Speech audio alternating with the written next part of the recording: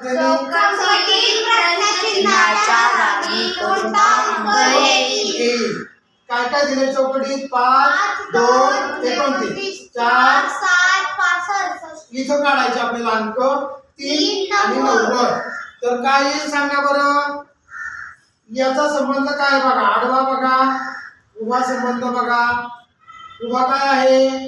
5 आणि 2 29. काय येईल सांगा? 5 चा वर्ग 25, 2 चा वर्ग 4. किती उत्तर आलं? 29. मग इथं तसंच आहे का बघा.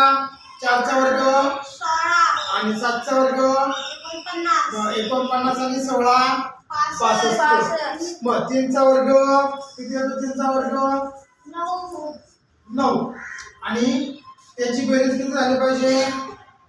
90 झाली पाहिजे ना. मग 90 मधून 9 गेले, किती राहिले? 81. 81 कोणाचा वर्ग आहे? 9 चा. मग इथे किती येणार? 9. पर्याय नंबर किती येणार? 3. 9 बघा. 9 चा वर्ग 81 अधिक 3 चा वर्ग 9. 81 9 90. बरोबर. ओके.